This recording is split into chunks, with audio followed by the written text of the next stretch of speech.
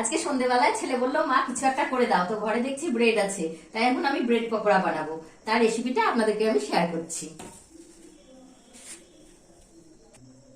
বেসন নিয়েছি 1 কাপ মতো, এর মধ্যে একটু লঙ্কা গুঁড়ো দিলাম, লবণটা আমি দিয়ে দিয়েছি আগেই, একটু রসুন বাটা, রসুন আদা বাটা একসঙ্গে দিয়ে দিলাম এর ভিতরে,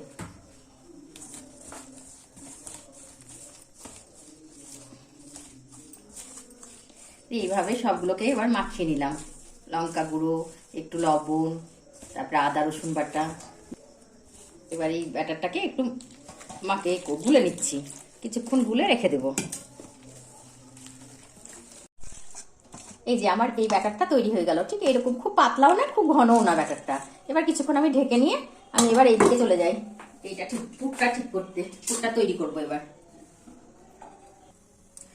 পুরের জন্য আমি তেল দিলাম 2 চামচ মতো, তেল দিয়ে তেলটা তেতে গিয়েছে। এবার আমি অল্প একটু বাদাম ভেজে নিচ্ছি।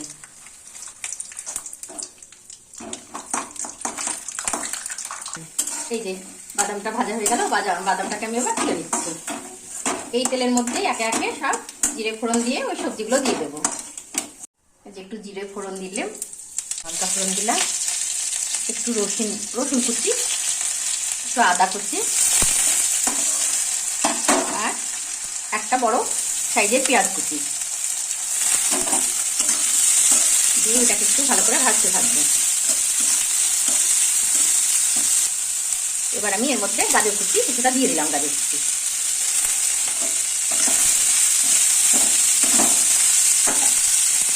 তারপর স্বাদ অনুযায়ী লবণ দিয়ে দিচ্ছি।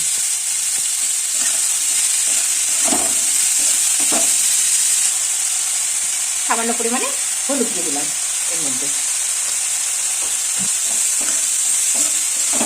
একটু ভেজে নিই ভালো করে, ভাজা ভাজা হয়ে যাবে যে তখন আমি এই যে গোটা আলুগুলো সেদ্ধ করে নিয়েছি, কিছুটা আলু সেদ্ধ করে নিয়েছি, এটাকে হাত দিয়ে ভাঙবো, এরকম করে ভেঙে ওর মধ্যে দেবো। আলুটাকে একটু ভাঙা ভাঙা করে নিলাম, একদম খুব মোলাম না বা খুব করলাম না, একটু গোটা গোটা রাখলাম আলুটাকে। এবার আমি এর মধ্যে দিয়ে দিচ্ছি এই গাজর পেঁয়াজ এগুলোর মধ্যে।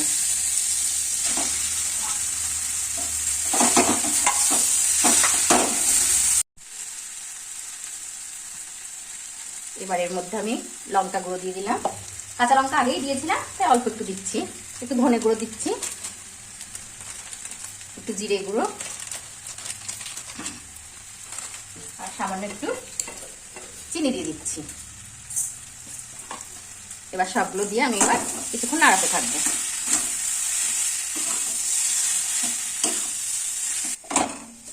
আমি একটু টেস্ট করে দেখলাম লবণটা কম হয়েছে, আমি আর একটু লবণ দিয়ে দিচ্ছি ওর ভেতরে। তার মধ্যে আমি বাদামটাও দিয়ে দিচ্ছি, যে বাদামটা ভেজে রেখেছিলাম বন্ধুরা, এই বাদামটা, একটু শসা কুচিও দিয়ে দিচ্ছি এর ভিতরে, আর একটু সস দিচ্ছি আমি, ম্যাগি সস, এটা হট অ্যান্ড সুইট।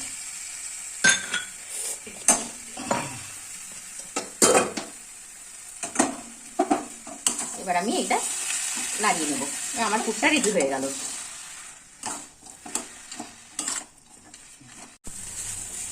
এই যে আমার পুরটা রেডি হয়ে গেল, এবার আমি একটু নামিয়ে ঠান্ডা করে নেব।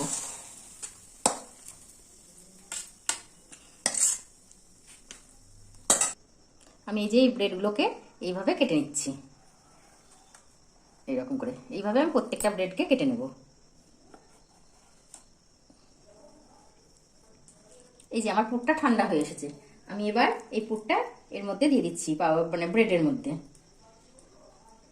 এইভাবে আমি প্রত্যেকটা ব্রেডের মধ্যে এই পাউরুটির পুরটাকে দিয়ে দেব, আর এইভাবে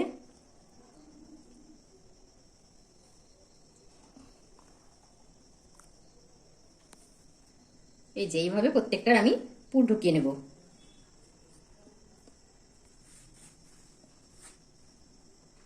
এইভাবে আমি একটা একটা করে সব করে নেব। এই যে এইভাবে আমি সবগুলো তৈরি করে নিলাম। এবার বেসনের গুঁড়োটায় আমি একটু খাবার সোডা দেব, এই 1 চিমটি মতো খাবার সোডা দিলাম এটার ভেতর। এটা দিলেও হয় না দিলেও হয়, আমি দিলাম। কড়াইটা আমার গরম হয়ে গেছে, আমি এবার তেল ঢেলে দিচ্ছি এর ভিতরে।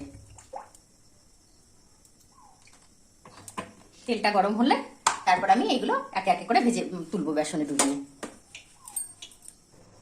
আমার তেল গরম হয়ে গেছে, এবার আমি এই পকোড়াগুলো বেসনের মধ্যে ডুবিয়ে নিয়ে তেলে আস্তে করে ছেড়ে দেবো। এই পকোড়াটা খুব ভালো লাগে খেতে, খুব সুন্দর লাগে।